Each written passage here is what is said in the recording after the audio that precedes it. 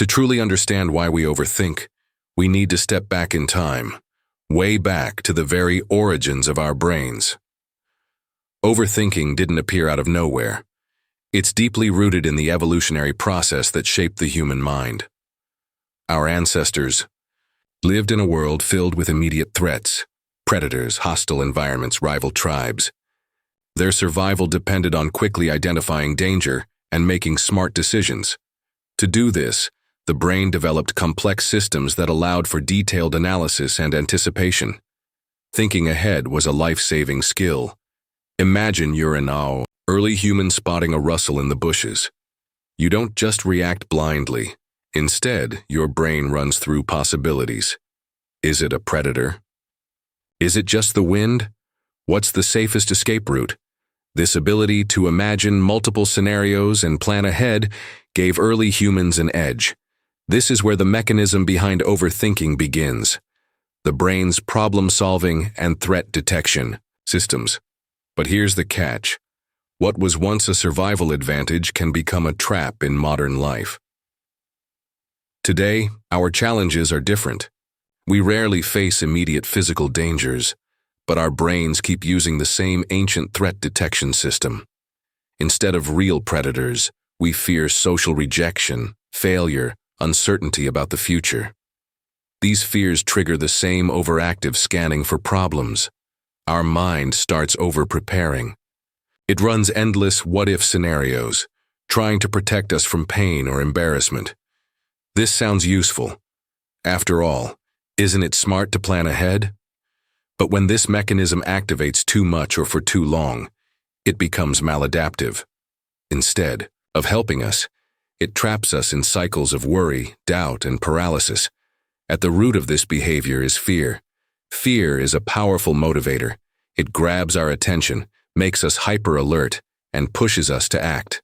But fear also distorts our thinking. It narrows our focus on threats and potential failures, often ignoring opportunities or neutral possibilities. Overthinking, then, is really fear in disguise. Fear of failure, fear of rejection, fear of uncertainty. This fear-driven overthinking feels logical because it's about trying to avoid harm. But ironically, it often leads to the opposite. It drains energy, reduces confidence, and stops action. Our brains get stuck trying to predict and control things they simply can't. Understanding this evolutionary and psychological background helps us see that overthinking isn't a personal flaw. It's a natural but misfiring survival tool. Knowing. This is the first step toward changing how we relate to our thoughts and fears. Now that we understand overthinking as an evolutionary survival tool turned overactive, it's important to explore how our brain's cognitive biases feed this behavior and keep us stuck in that endless loop of worry. Cognitive biases are like mental shortcuts or filters, patterns in the way our brain processes information that often skew reality. They're not errors but evolved tendencies that helped our ancestors survive. However, in today's complex social and psychological environment, they can lead to distorted thinking and overthinking. Let's look at some key cognitive biases that fuel overthinking. Confirmation bias. Have you ever noticed that once you start worrying about something, your brain seems to find evidence to prove you're right? This is confirmation bias at work. When you're overthinking, your mind actively searches for details that confirm your fears, ignoring or dismissing information that suggests a more positive or neutral outcome. For example, if you fear your boss dislikes you, you might interpret a neutral email as cold or dismissive, even if it wasn't intended that way. You're filtering information through your worry and feeding your overthinking cycle. Negativity. Biased humans naturally focus more on negative information than positive. This is called the negativity bias, and it's another reason overthinking spirals. Your brain pays more attention to threats, mistakes, or failures because, for our ancestors, overlooking a danger was more harmful than missing a benefit. So your mind gives more weight to negative outcomes, making them seem more likely or more severe than they actually are. Imagine you get 5 compliments and 1 criticism in a day. Your brain will likely focus obsessively on that one, Negative comment, fueling anxiety and rumination. Catastrophizing and mind reading. These two closely related biases are major players in overthinking. Catastrophizing means imagining the worst-case scenario in any situation, no matter how unlikely. Your brain jumps to extremes. If I fail this presentation, I'll lose my job, my friends, and end up alone. Mind reading is assuming you know what others think, usually that they're judging or disapproving of you. Without any real evidence, your brain fills in the blanks with worst-case assumptions. Both these biases trap you in a dark spiral of fear and imagined disasters, keeping your thoughts stuck in what-if loops. The role of amygdala and prefrontal cortex on. The neurological level, these biases involve specific brain regions. The amygdala is the brain's fear center. It's hyperactive in overthinking, detecting threats and triggering anxiety. The prefrontal cortex is the thinking part, responsible for logic and decision-making. In healthy balance, it calms the amygdala and helps us think rationally. But in overthinkers, the amygdala often hijacks the process, overwhelming logic with emotional fear. This imbalance explains why even when you know your fears are exaggerated, your brain can't easily stop worrying.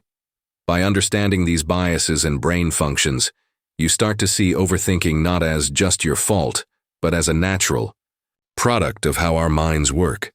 The next step is learning how to work with these patterns, to quiet the amygdala, strengthen rational thinking, and break the cycle.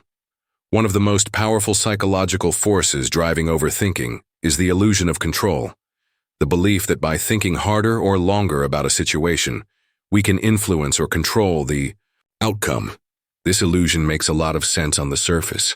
After all, when we carefully analyze every angle, list all pros and cons, and predict every possible outcome, it feels like we're taking charge. We believe that our detailed thinking will lead us to make perfect decisions and avoid mistakes. But here's the catch. In many situations, especially those involving other people, complex variables, or uncertainty, control is an illusion. No matter how much you overthink, you cannot control everything.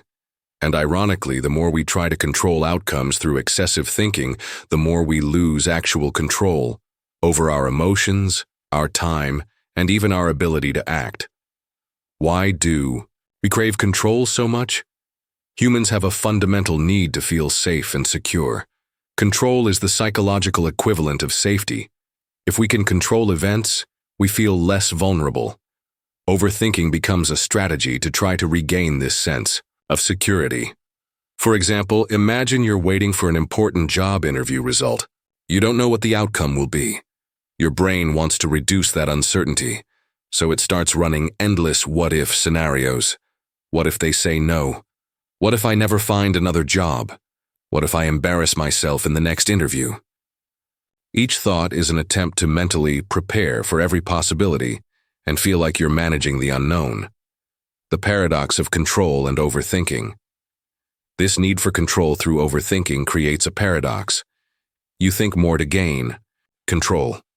But thinking too much increases anxiety and confusion. Anxiety reduces clear decision-making and action. Lack of action leads to real loss of control over your situation. Anxiety and rumination feed back into more overthinking. It's a vicious cycle. Real-life examples: consider relationships. People often overthink texts, conversations, or behaviors from others, desperately trying to decode hidden meanings or control how others perceive them. But relationships are inherently unpredictable, full of other people's emotions and choices. The more you overthink and try to control others' reactions, the more stress and misunderstandings you create, ironically pushing people away or creating exactly the conflicts you feared. Similarly, in work or creative projects, overthinking decisions can cause procrastination. Fear of making the wrong choice stops you from choosing at all, leading to missed opportunities and frustration. How to recognize this illusion and break free? The first step is awareness. Notice when your thinking is driven by a desperate need to control things beyond your power. Ask yourself, am I trying to predict every outcome because I fear uncertainty? Is my thinking helping me take action, Or is it keeping me stuck? What can I realistically control right now? Accepting that uncertainty is part of life is liberating. It doesn't mean giving up. It means shifting focus from controlling outcomes to controlling your response. This mindset shift reduces the need for overthinking and opens space for calmer, more productive thinking and action. At this point, you might wonder, why does overthinking become so automatic? Why do some people find themselves trapped in endless mental loops even when they want to stop?